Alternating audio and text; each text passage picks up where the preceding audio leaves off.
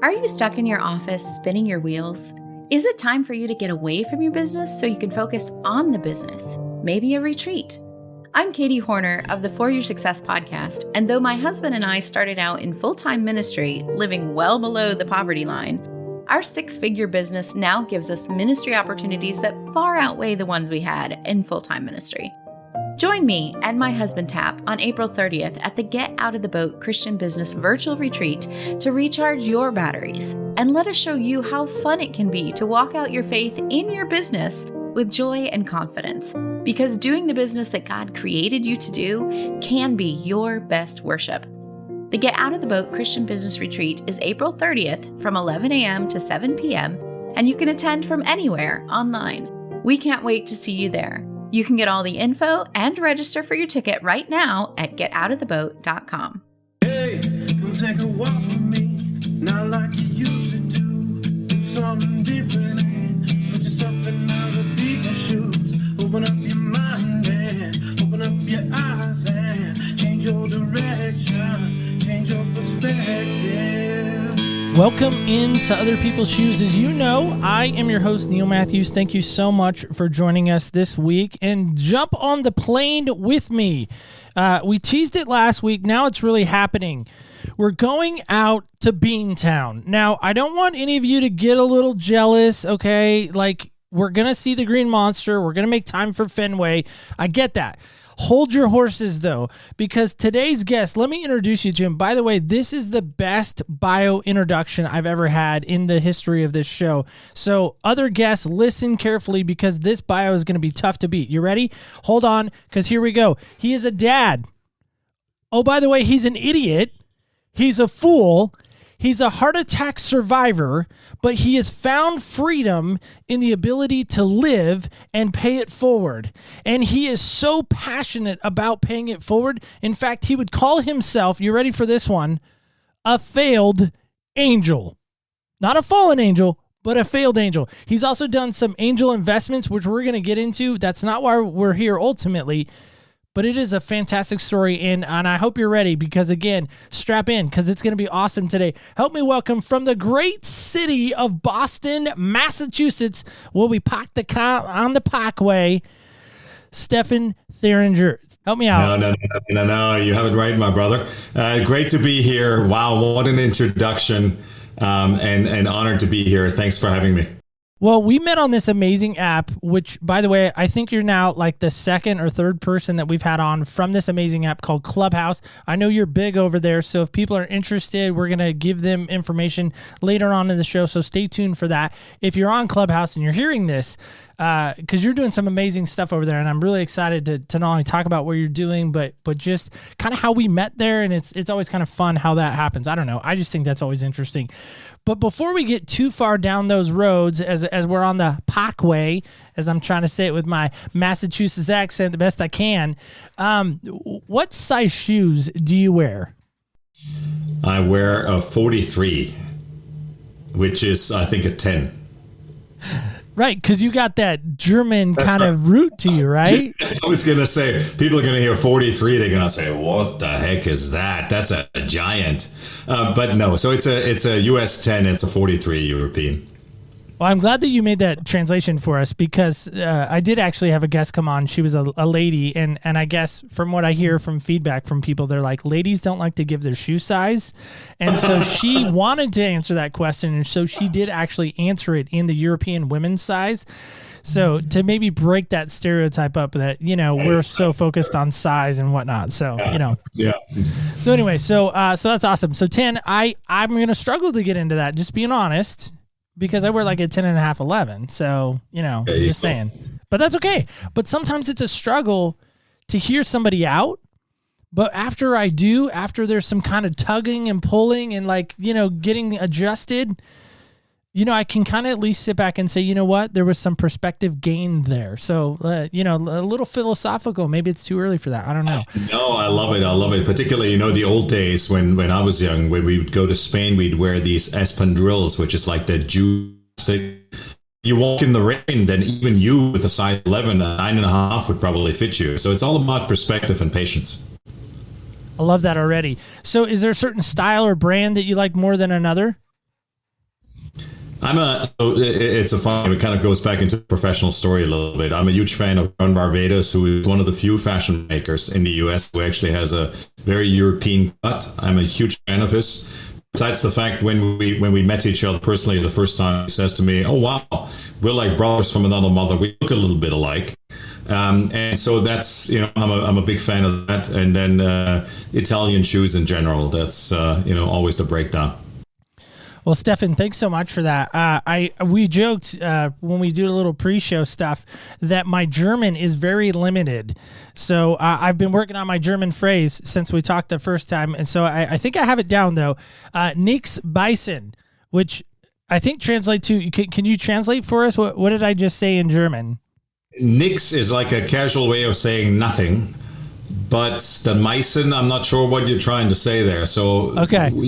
I think we got to work a little more on that. All right. So I think if I'm remembering right, because I was friends with some German folks growing up who had little boys, and they would bite each other. And so the mom would tell them, "Nix beißen."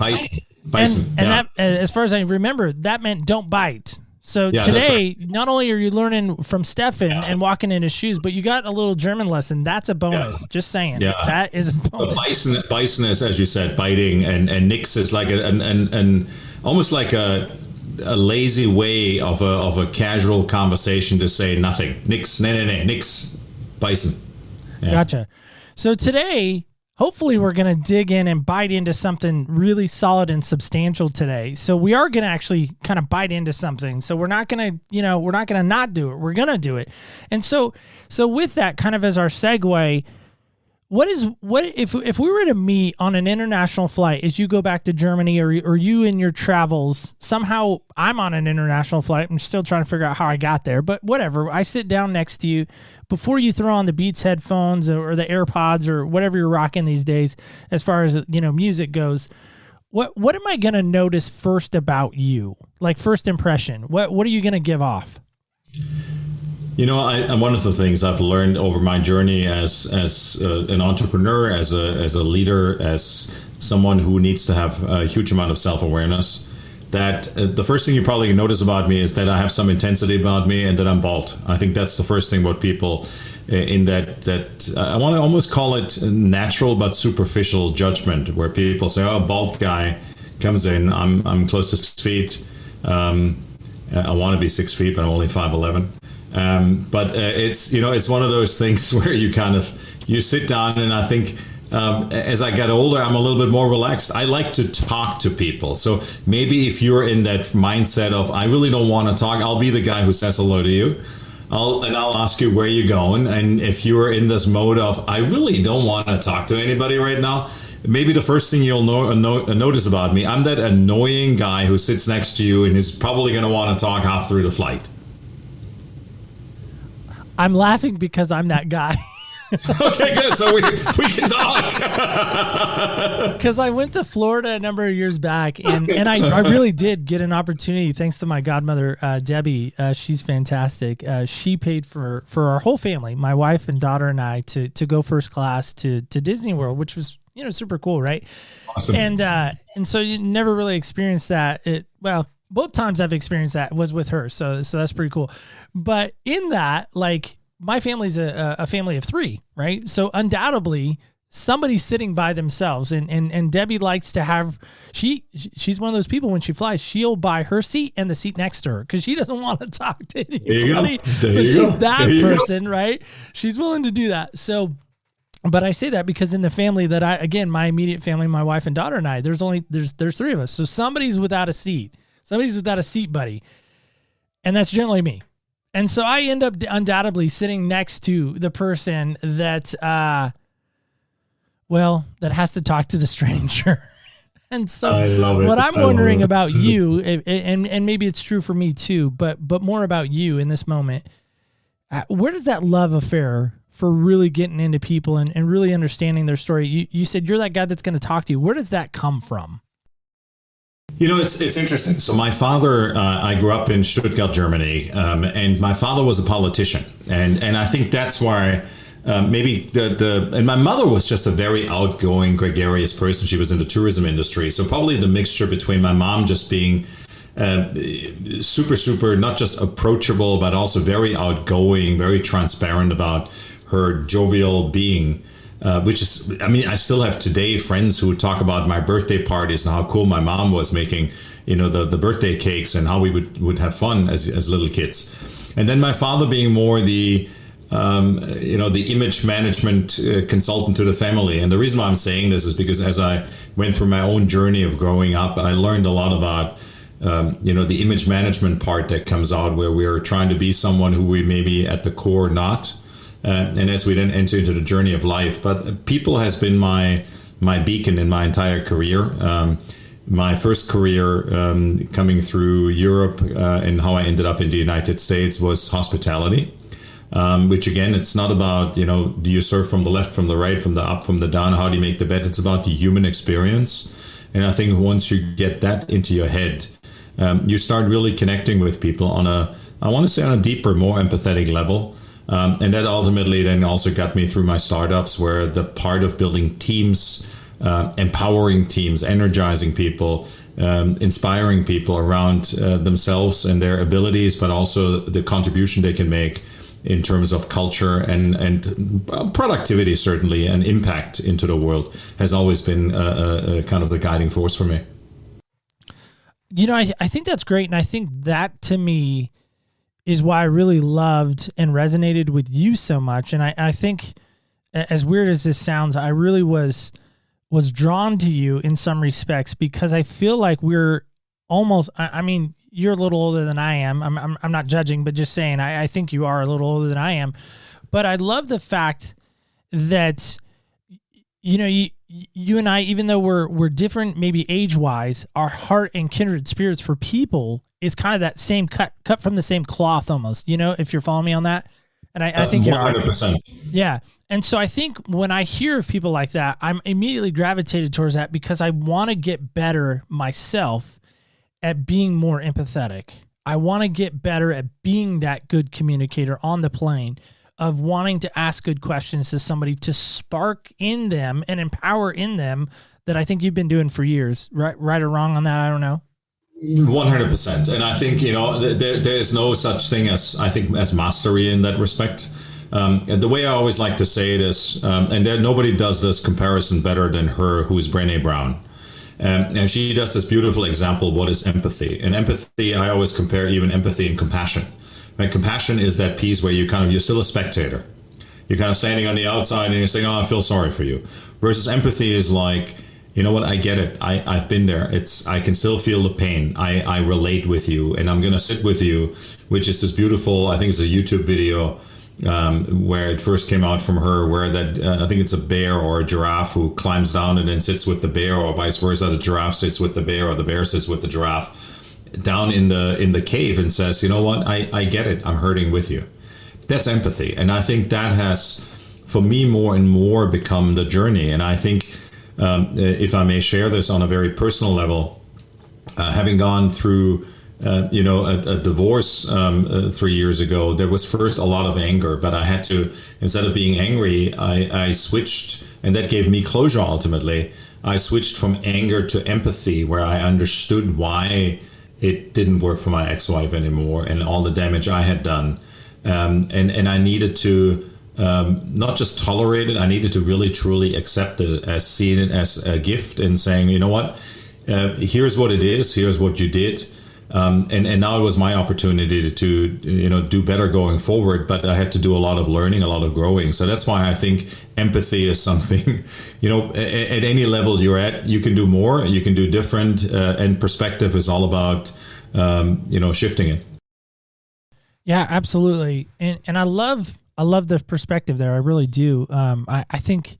I think when people are vulnerable, there's an element of trust that comes into that. And even though, again, we haven't known each other or spent a ton of time together, I love the fact that you trust me enough to give me that, in a sense.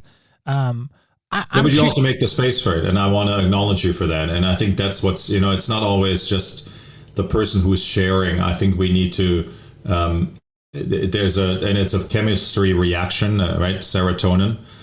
There's a comfort level which sets in, and we as human beings, we are at a fundamental level, we are animalistic. And we don't pay enough attention to that self-awareness of when do I feel good? When I walk into a room, and I would invite all your listeners, pay attention about the people you're around. What happens for you? Are you getting anxious? You know, do you feel that chest tightness in your elbows coming down your arms? Or do you feel just really super relaxed, just like when you walk into your own house and you kind of just go, oh, you know, I feel good. And I think, and so thank you for providing that environment, that trust, because it's, I think that comes from both sides. So I'm wondering about this. You brought up the word empathy. I love that word, and I think for a long time I loved people, and I loved trying to understand where they come from, and I felt their pain. But I never, and this is maybe going to sound a little wacky, but I never really knew what the word empathy was until I really got into podcasting. And people were like, "You have a very empathetic show," and then I had to like Google. I'm like, what does empathy mean? And then a friend of mine told me recently, actually in a work environment, he said, you know, you're very empathetic, and that's not something that can be taught. Either you have it or you don't. And I was like, no, I'm sure you can go like pick that up at Costco, like on aisle 20. You know, I'm sure it's like you can buy empathy in bulk, right? And he goes, are you serious? I'm like, yeah, anyone can have empathy. And he's like, no, they can't. Either you have it or you don't. So I build all that to say, or to ask maybe in this moment, what has empathy taught you about yourself? Wow. How much time do we have? You know, so I don't know. We'll just go and see what you got. Let me respond to maybe the first piece you said. Can everybody have empathy or not?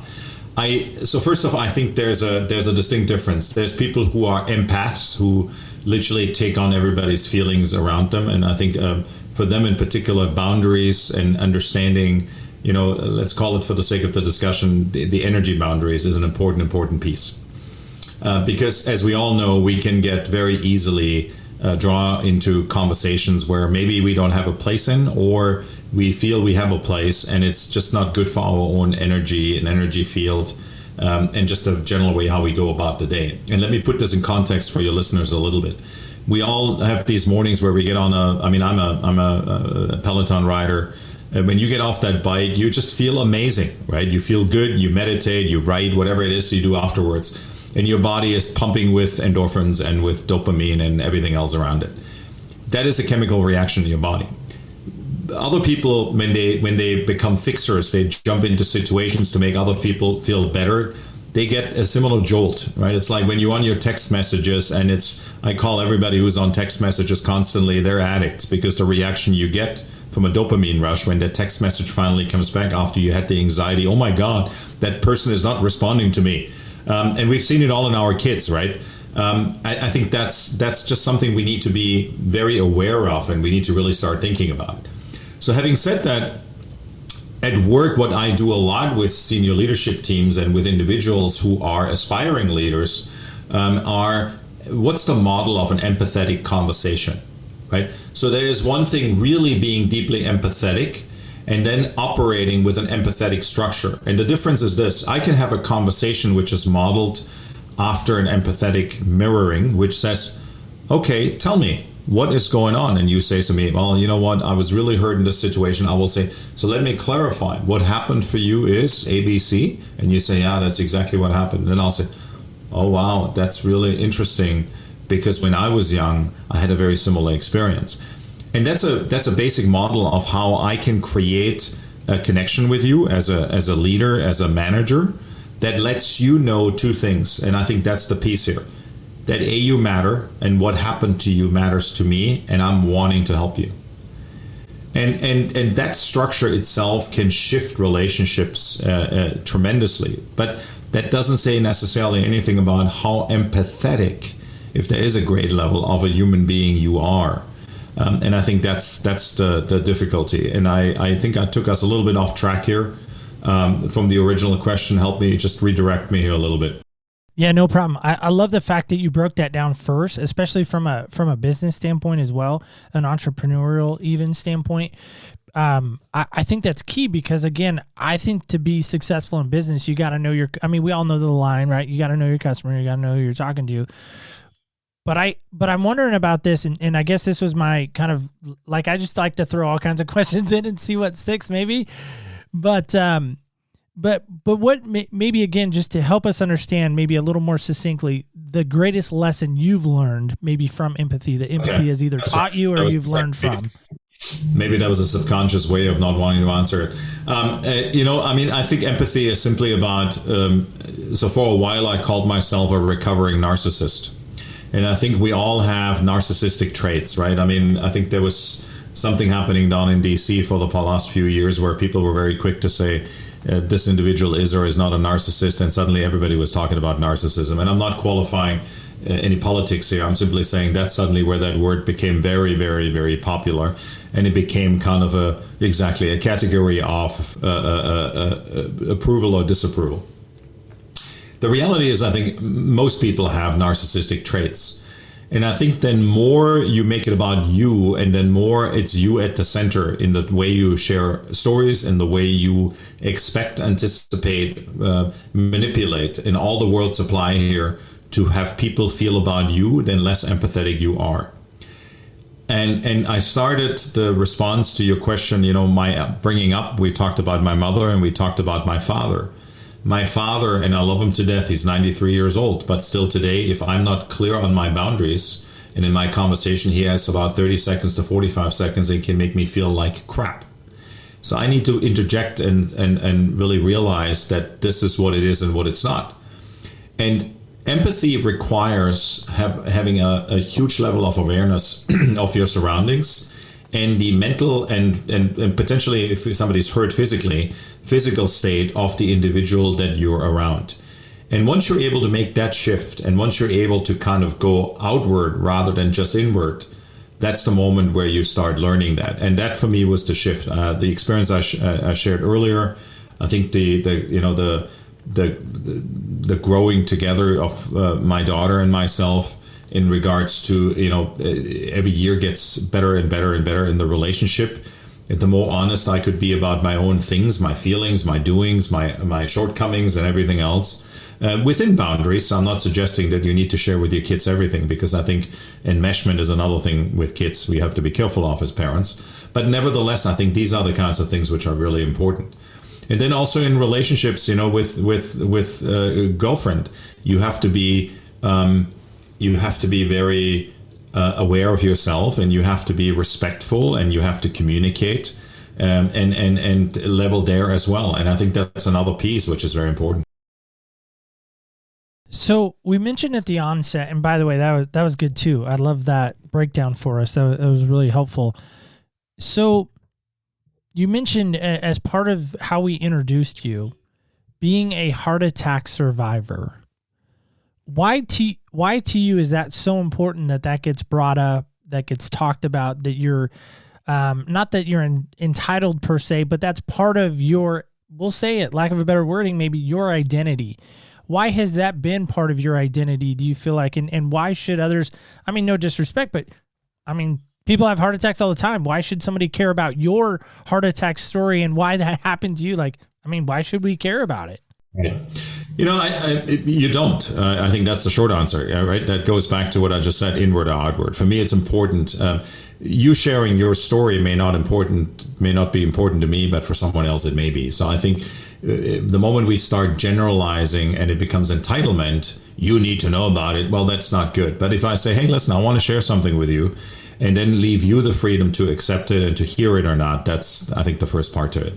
But let me explain why it's important to me. I mean, it's interesting. We're talking, it's just been about a year that it happened to me. My surgery was on February 26th. My heart attack itself was on February 24th. I didn't keel over. I didn't fall over.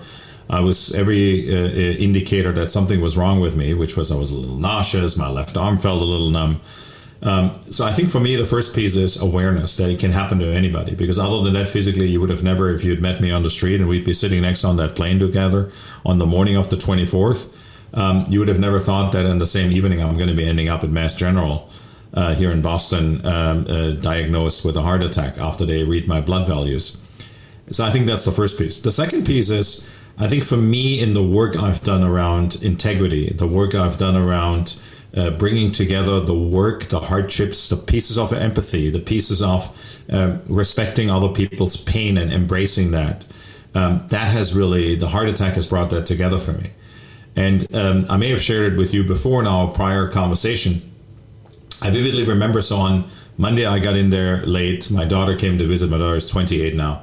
And then on Tuesday morning, it was clear that I have to have a lab, like a cath lab, because they thought, well, maybe we can do a stint. And as I'm rolling off to the cath lab, she says to me, and she usually doesn't talk to me, it was very funny. She goes, "Hey, buddy, mobile phone, you're offline until Saturday." And I'm like handing her my phone. I wasn't concerned about giving her my passwords. I wasn't concerned about what's going to be coming in texts, on messages, on phone calls, or anything else. And for literally almost a week then, she managed on my phone all the messages which came in who gets to visit. She goes, "You're going to have 2 visitors every day for the first 2 days, and then you can have 3 visitors. I'll text them from your phone, let them know what's going on." It was unbelievable. But I had no moment of fear or anxiety that I was handing over my phone. And here's why that's important. Because for many, many years before, I wasn't able to do that. And suddenly the things that I had been fighting on myself, so to speak, came to a conclusion. And that was kind of that pivotal moment where I'm going, oh my God, I have no anxiety about it. It's okay.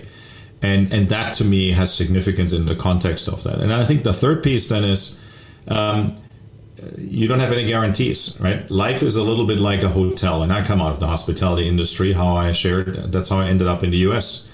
In food and beverage in a hotel, it's very easy. You can run a promotion. You can run 2 bottles of wine for one, or you buy this dish, you get a dessert for free, or you buy this expensive steak, you get a dessert for free.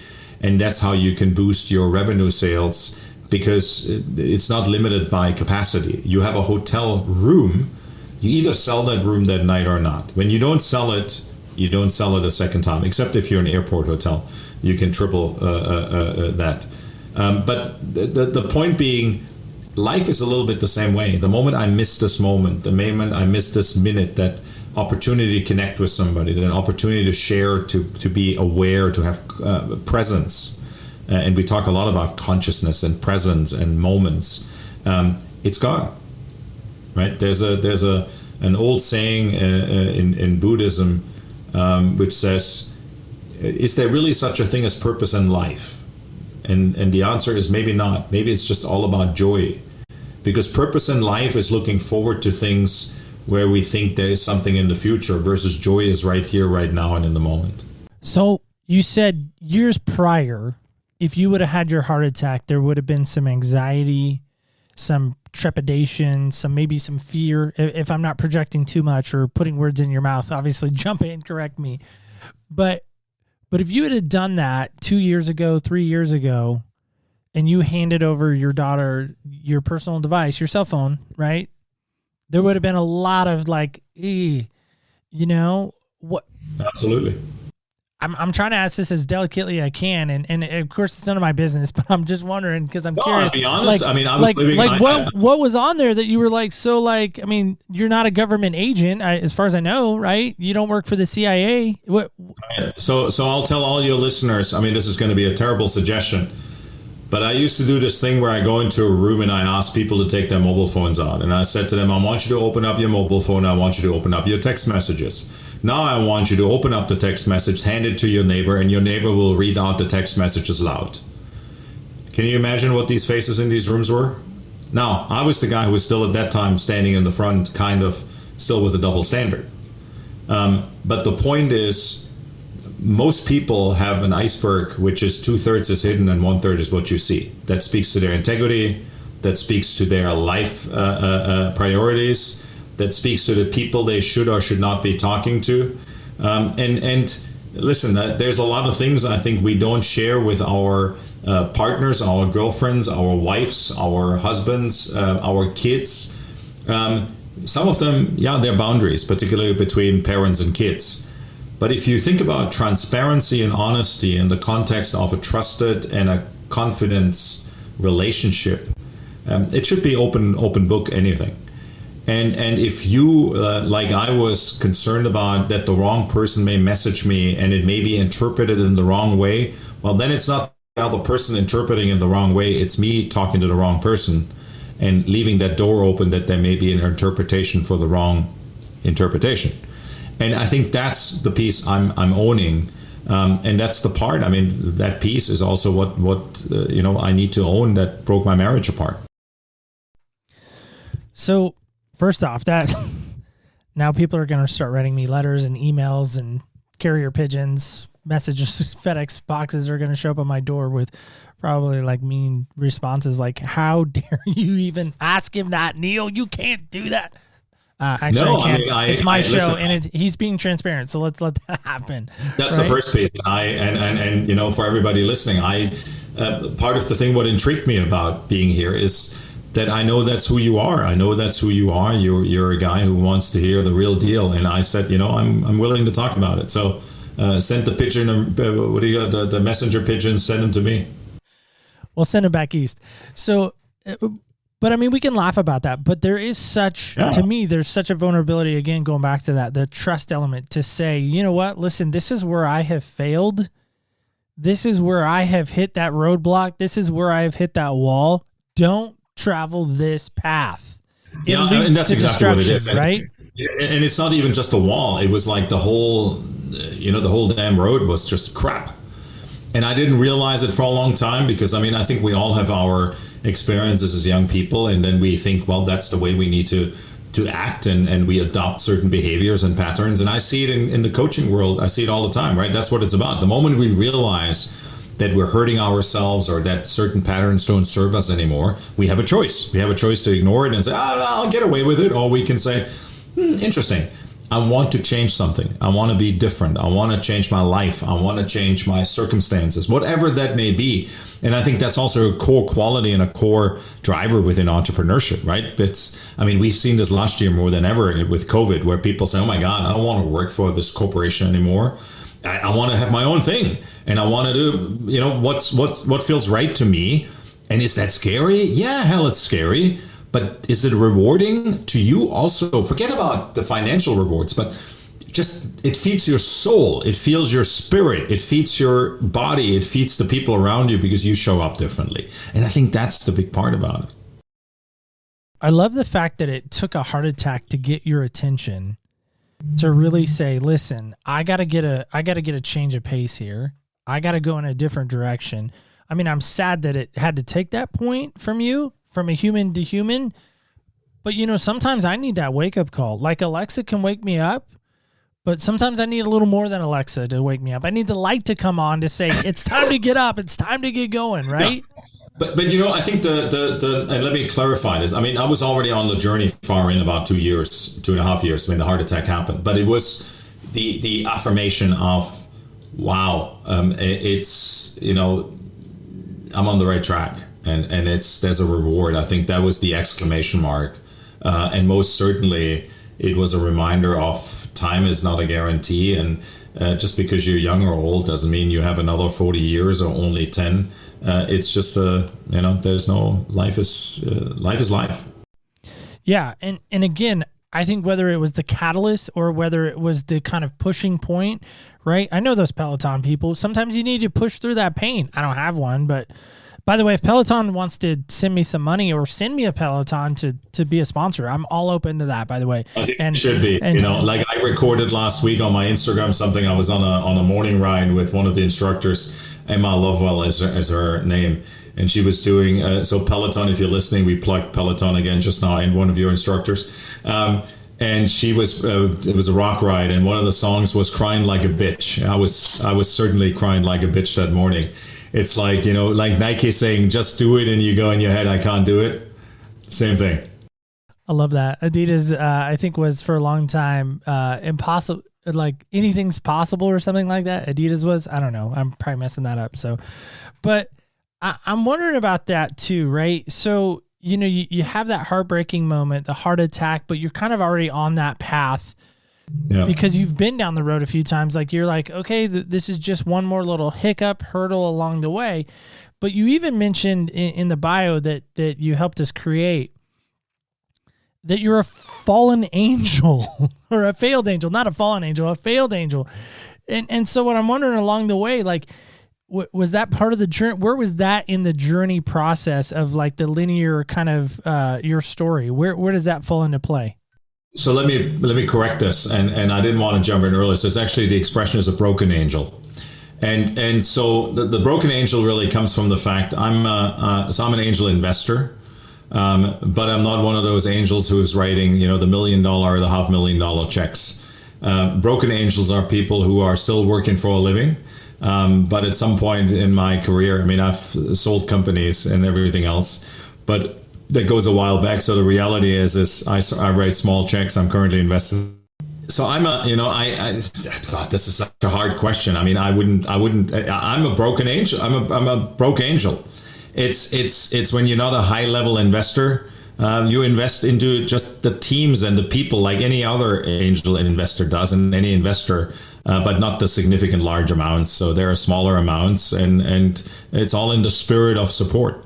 So you mentioned that you were bald, which, we're on a Zoom, so I can tell that. So I appreciate you sharing that too. You kind of have the Harry Potter glasses going on too. I was going to mention that. So just saying, which I don't even know how I knew that because I don't really like Harry Potter. But, I'm thinking, and this is going to be such a huge leap, but I'm thinking of Annie, right? The little orphan girl, right? She goes to live with Daddy Warbucks. What I'm hearing you say is like, you're not Daddy Warbucks. You're the guy that's going to come in and really kind of help change the language, change the culture, change kind of the alignment of the teams to make them more what? To make them better in their dynamic, but also give them more. We talked about empathy, to have them be more empathetic, right? There's nothing more beautiful than having a team understand about each other, their strengths, their weaknesses, their brilliance, being vulnerable about it, sharing it openly, and just aligning, which is exactly what we talk about also in one of my companies about, where we talk about talent and business strategy, and we align that, and that's a big part of that, what we then call in our language talent optimization. Out of all of this life experience that you've gathered, from Germany to the hotel business to the failed marriage to the heart attack to being a dad, if you were going to boil it all down into maybe one key element for you that says, man, or maybe a moment, if you could have it back again, somehow we could make it so you could go back in time and have that moment back again to maybe change or somehow get a mulligan. I don't know if you're a golfer, but I like a mulligan. You get a do-over in mulligan land. But what would your mulligan moment be? I don't think I would take a mulligan because I'm very comfortable at where I'm at today. And I do believe that life is a teaching journey. And you get, in some moments of life, you get to teach. In some moments of life, you get to learn. And in some moments of life, you don't get to do either. You just get to share it, which I think is partially one of the moments here. I wouldn't take a do-over. I think there are some things where sometimes you say to yourself, well, what would I tell my 20-year-old, and how would I set him up differently? I think there are some people I would maybe be more engaged in some of the relationships that I had and maintain them in retrospect, because I came to the US in my late 20s, and I lost a lot of those relationships I had in Europe, and maybe there was a different way to do it, but we also didn't have Facebook and all the social media what we have today. So connection then was different. It was literally going to the payphone or to your phone and making a phone call on the cell phone. And at that time back, as many of us remember, making an international cell phone call was taking a second mortgage out of the bank. And so, I have really no regrets. I have regrets and ask for forgiveness in the context of individual relationships and what I may or may have not inflicted in pain. I think that's one piece. But I don't think I would take a mulligan, simply because I think I'm a result of my journey, and I'm in a good space.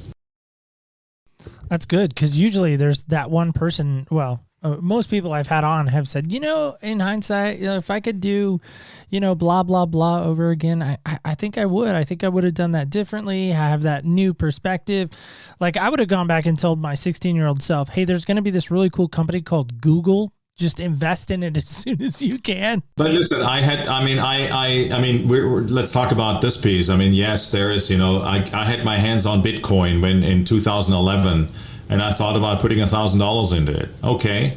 But, you can't live your life like this. And I think that's the part where, as you get older, you start realizing that there are situations where just that 1 millisecond, if you would have taken a left instead of a right, that there was a difference. I think the teaching lesson is this. With having that retrospect in saying, well, if I would have taken a right instead of a left there. I mean, literally, it's that simple. Or I would have gotten on plane A versus plane B. Or I would have taken the car driving home with someone else. Or whatever it is. Your life may be entirely different. Not maybe, most certainly would be. But there's also peace, and Solomon does, which says, okay, today I understand the significance of a choice.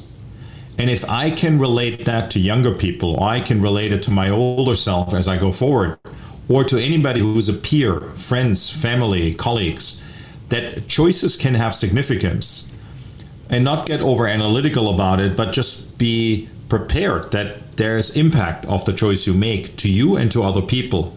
I think that's the biggest piece out of it. No, I like that a lot. And I think what I was doing with my, nephews and even when I was in youth ministry at church, is I would always remind any young person I had the opportunity to really sit with or spend any kind of quality time with, is I said, it all boils down to choice.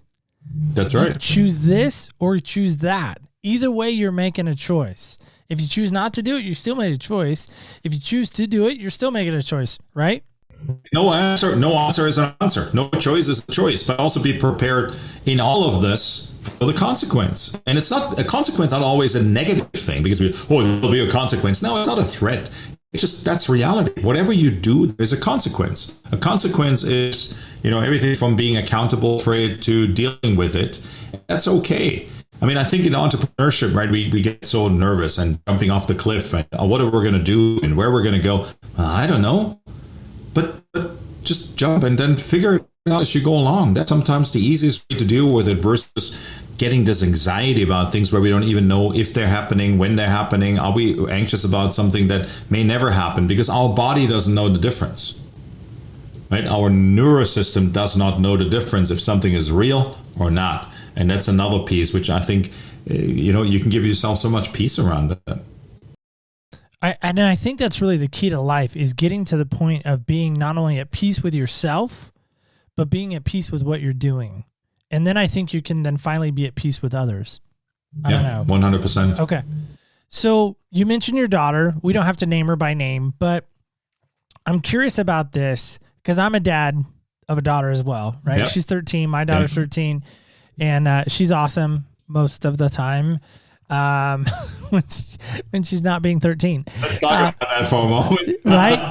I don't know if I could hand her over my iPhone though. That would be not that there's anything bad on there, but I mean it's my phone. It's like anyway.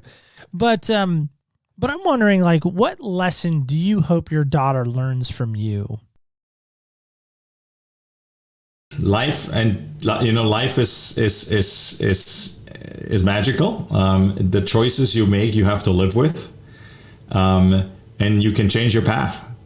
I think that's probably the biggest pieces, and that there's always people there who will support you and who will catch you, and relationships is what it's all about. And I have to tell you, I mean, she's 28 years old now, and she is just. The way she handles 29 years, the way she handles relationships and the relationships she's had and has, the longevity of it. I mean, I don't know most of her female friends. I know them since they were 10, 12, 13, 14 years old. And it's just absolutely incredible. And, that's it. That's all she needs to learn. It's not about accolades. It's not about the big cars and the 5 houses and the private jet. It's about just be comfortable with who you are, and I mean, she's an incredible human being. So what do you think she would say about Dad? Like, if somehow we could get her on, what do you think she would say? What is the greatest lesson you've learned from Dad? What do you think her answer would be? I know you're speculating because you're speaking on her behalf, but I'm just curious, like, what do you think she would say? So I don't know if you can see what's behind. If I move to the side a little bit, can you see that back here? Yeah, I can. The sign? Yeah, the sign. So she gave me that after my surgery. What does the sign say? Help us with that. Oh, let me read it to you. You never know how strong you really are until being strong is the only choice you have. And she gave me that after my surgery.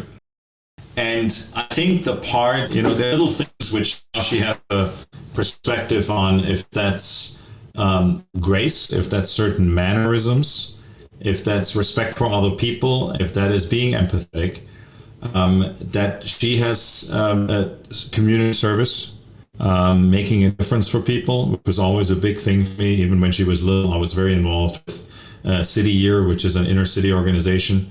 And I would take her to, paint inner city schools and things like that. And I think that's a part where I know that's I don't want to call it a theme, but I think that's a beacon, that's a spirit she's going to carry with her for the rest of her life. And you think that only happened because of what you instilled in her? Yeah, and I think that was something where her and I connected, and she just, it's I honestly think so. Here's the part that I'm really drawing a line on, and maybe this is the wrong ... coloring book. I don't know. But I'm thinking about this. You have taught her and instilled in her what it is like to give back and to have empathy and to have respect and to have that piece that says, I see you, I respect you, I'm going to do my best to understand you. And to me, there's no greater gift, and I think it's a heavenly gift, just my own perspective. I think it's a heavenly gift. So I don't think you should start calling yourself, a failed angel investor, because you really invested in your daughter. And I think you really put inside her this really kind of spiritual blessing, if that makes sense. Okay. I'm going to start crying here in a second, but first off, thank you for saying that. It's very generous of you to see it that way. And when I think of her, and I'll tell you, her name is Alana. And when I think of her, she happens to be actually, which is kind of interesting, she works in the space of human resources. And my first startup company in the late 90s was about sexual harassment, discrimination, and diversity training. And I was always fascinated at that time, because we would speak mostly to human resources in implementing the mitigation services. I would always be fascinated by how many people work in human resources. And please, all HR people, forgive me, because if you're offended, you're not one of them. How many people work in HR who really don't like people? They're glorified administrators of tactical needs of an organization. And I understand today it's a hard field to be in. But at the same time, I see how she deals with things, how she gets sometimes torn apart between the decisions she needs to make, which are best from a strategic standpoint for the company, but they're really hardships for the employee and for the individual, and how she balances that.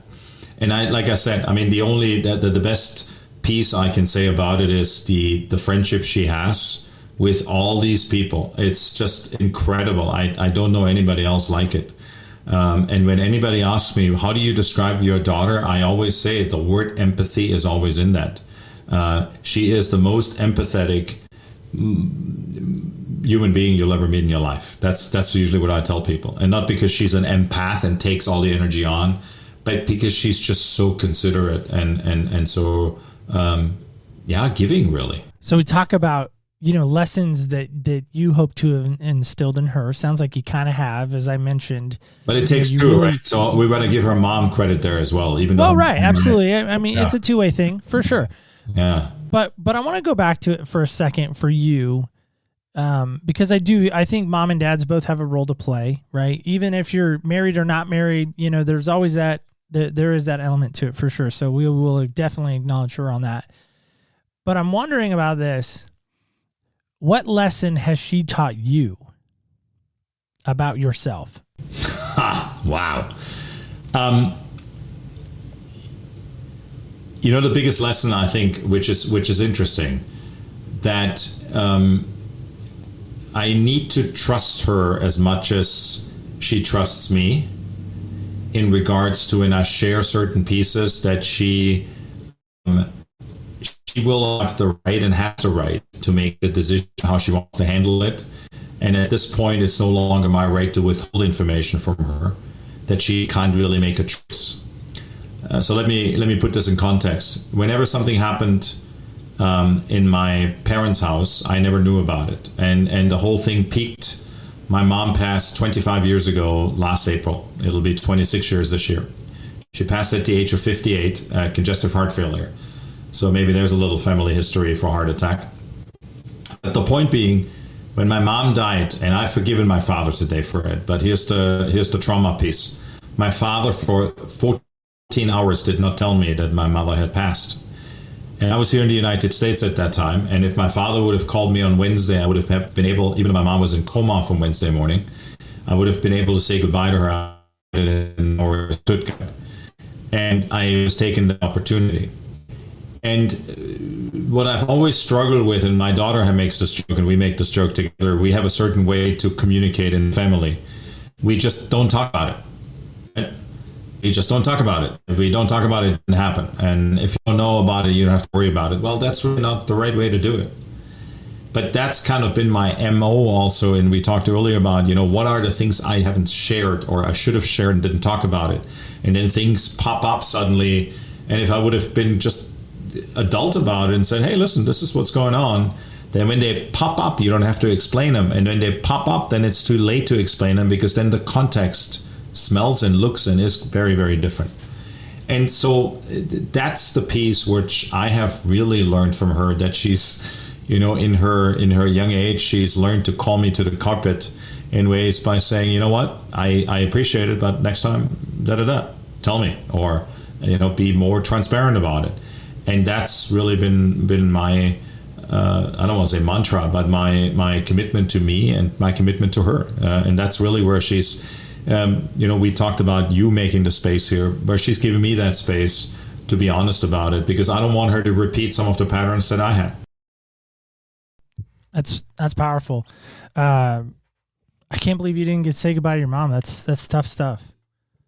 Yeah. But I've forgiven my father for it, and it is tough, and I think it is something where like I've learned many times thereafter, closure is not something you get from someone else. Closure is something you have to give to yourself, and that's a big part, because I think for many, many years in all kinds of situations we wait for someone else to tell us something, then we can say, okay, now I have closure. Well, you know what? I've learned that's not the way you get closure. You gotta give closure to yourself. For sure. So, Stephan, first off, you're fantastic. I love you. I love our interaction that we're having, and I'm always sad when the show kind of comes to an end, because I feel like we could just keep going and going. But unfortunately, I'm not Joe Rogan, and people don't want to hang out for the 3-hour podcast episode. Maybe one day, but we're not there yet. But I'm wondering, if someone's hearing you right now and they're wanting to know more about how you got your start, things are resonating with them, things are starting to boil up inside of them. Man, what he's saying, I'm loving. I'm digging what he's saying. How can people get in touch with you, and what's the best way they can connect with you? Because I want to give you a moment to do that. Yeah, no, I appreciate that. So first off, I want to say thank you. This has been amazing, and I agree. I want to be back when you get the 3.5-hour show so we can continue talking. No, so easiest way is my website. My company is humaninnovationgarage.com. I have a personal website as well, which is stephanktheringer.com. But if you just Google my name, you'll find me on all, wherever you get your social media fix. If that's Instagram, if that's Twitter, if that's LinkedIn, that's probably the 3 mediums. And Facebook, I have a page as well to connect with me. I look forward to it. Tap me with a message, which would be an honor, and certainly would love to stay connected. And we mentioned Clubhouse kind of at the onset because that's how we met. I know you just got a new, they're called rooms, or a club, right? I'm still learning my verbiage on that too, or the language that comes with Clubhouse. But tell me, because that's kind of exciting. You have your own club now. So tell me about that. And if people are hearing this and they are on Clubhouse, how can they connect with you there? That's awesome. So, it's funny. We are hosting the first room under the new club, which is called the Entrepreneur's Cocktail, right? And we all know entrepreneurship is is a mixed bag. And it's really about kindness. It's about paying it forward. I'm co-hosting tomorrow with a wonderful, wonderful colleague of mine out of Sweden, a room about kindness and paying it forward at 11 o'clock Eastern the first time, which by the time I think many of you will hear this, that'll be past. But nevertheless, keep on the lookout. The club is called the Entrepreneur's Cocktail. And we're there to serve and support. Now, we were laughing ahead of time because I'm not an entrepreneur, and you kept calling me one, and I said I'm not, and you said you are, and I'm not, and we went back and forth like little kids on the playground, like, no, you are, no, you are, no, you are. So anyway, so there we go.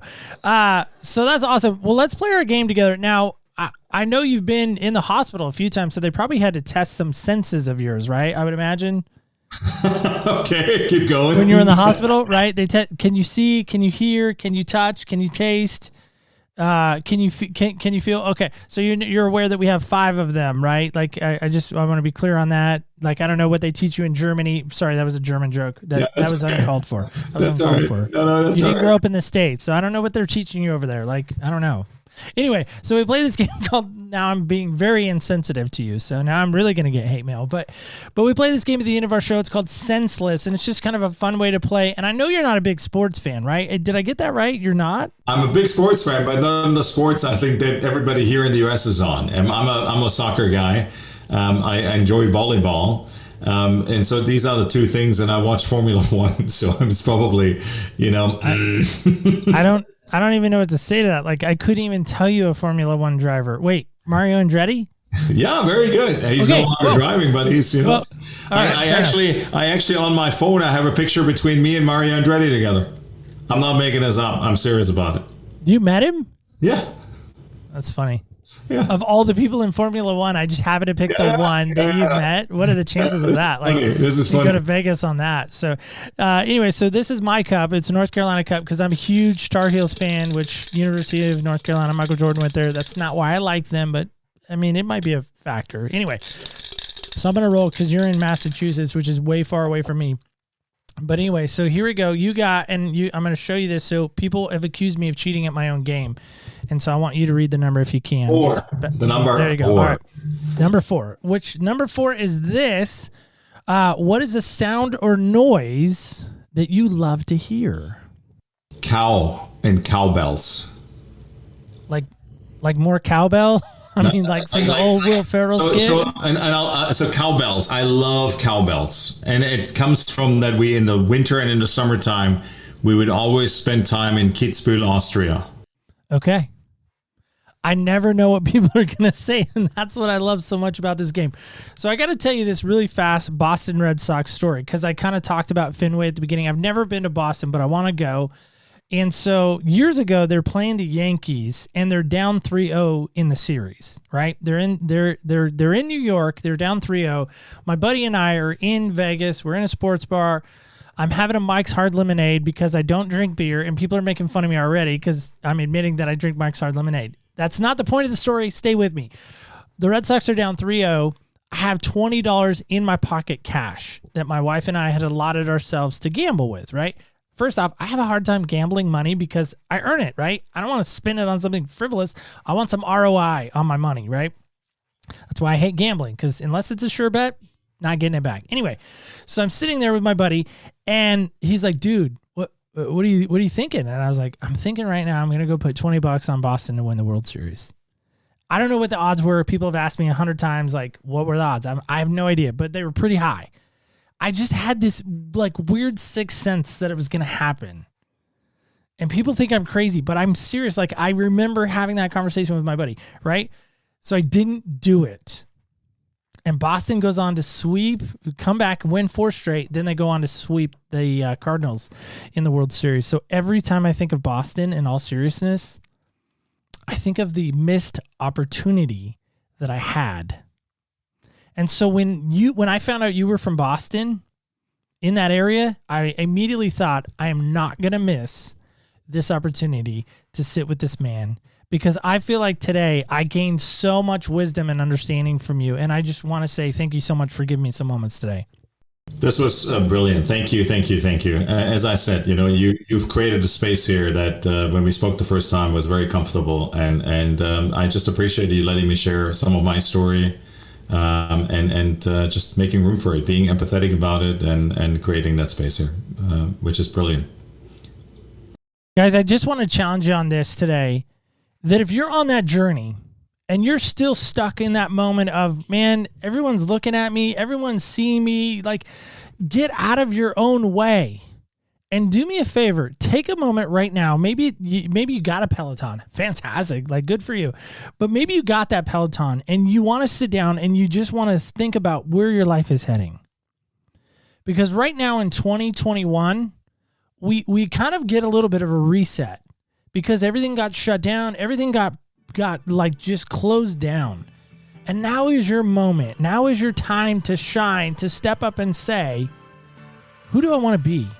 And let me tell you, I think if I can even speak so highly of this man, I think I may have introduced you to a great role model that can help get you on that path to really kind of reset your mind, reset your thinking, and really kind of help you get into this new element of where you want to be. Because I don't know about you, sometimes it's really nice to think, man, when I grow up, well, you know what? You don't have to say that any longer. You can grow up today and really get a shift of that perspective. And I think my friend Stephan did that for us today. So guys, I just want to challenge you on that as we wrap up today. Just remember this: when you walk in other people's shoes, you really do get a different perspective on life. I want to thank you so much for listening, and stay tuned until next week when we again walk in other people's shoes. Thank you so much for joining us on Other People's Shoes today. As you know, I am your host, Neil Matthews. So excited that we got to sit down with my good friend, Stephan.